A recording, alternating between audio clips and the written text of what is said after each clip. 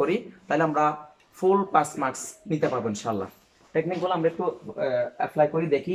যেমন আমি বলেছি মেকিং সেন্টেন্স, একটা ভার্ব হলে, মানে ওয়ার্ডটা যদি ভার্ব হলে, আবার ওয়ার্ডটা যদি আইএনজি যুক্ত হলে, বা ওয়ার্ডটা যদি নাউন হলে, বা ওয়ার্ডটা যদি অ্যাডজেক্টিভ হলে, তখন আমাদের কি কি করলে আমরা খুব সহজে বা কি কি শিখলে খুব অল্প সময়ের মধ্যে আমরা এই মেকিং সেন্টেন্সটা ফুললি কমপ্লিট করতে পারবো।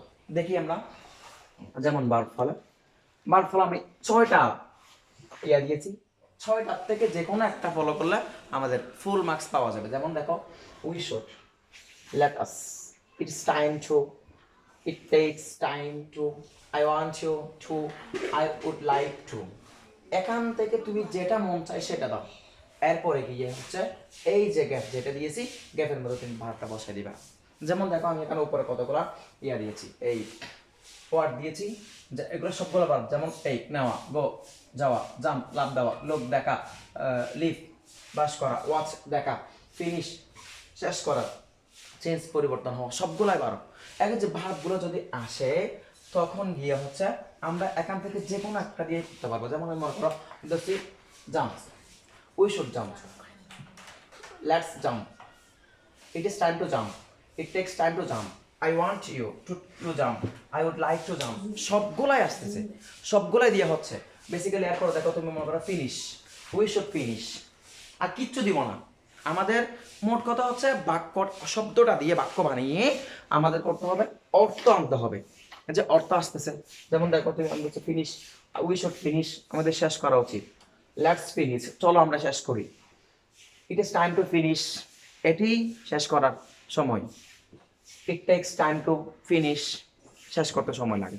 অবশ্যই সবগুলাই হচ্ছে। তাহলে আমরা বুঝতে পারতেছি কি, এই যে শব্দ, প্রত্যেকটা শব্দ দিয়ে আমরা এখান থেকে যেটা মন চায় সেটা করতে পারবো। যেমন মনে করো আমাদের 5টা দিবে বা পরীক্ষায় প্রশ্নের মধ্যে, বা 7টা দিবে,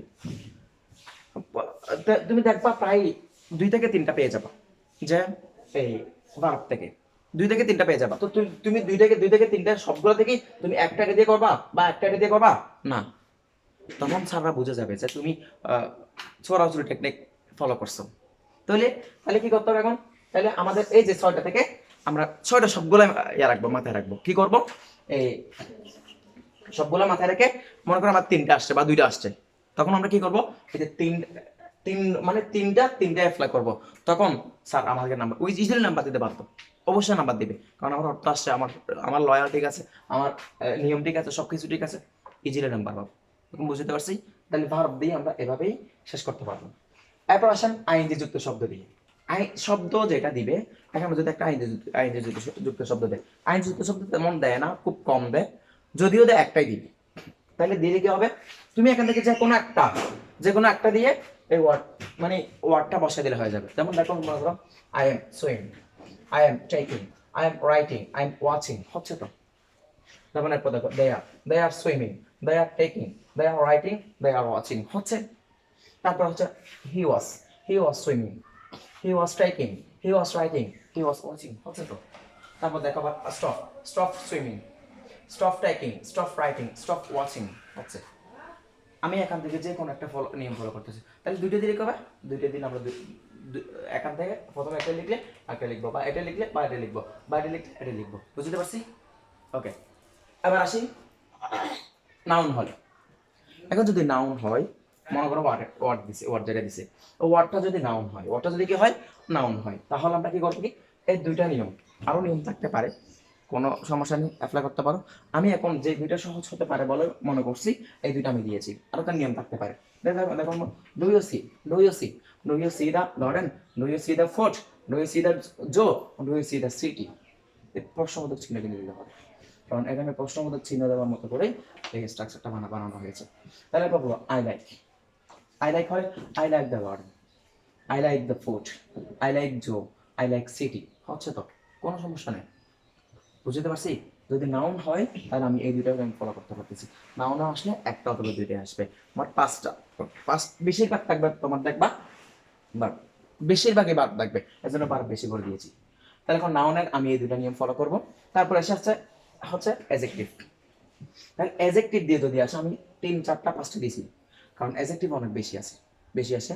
তাহলে এবার দেখো, অ্যাডজেক্টিভ দিয়ে আমি যে কোনো একটা, মানে এখান থেকে যে কোনো একটা নিয়ে পড়তে পারতেছি। I am, it has bin, this was, it is, অথবা হি ইজ হচ্ছে।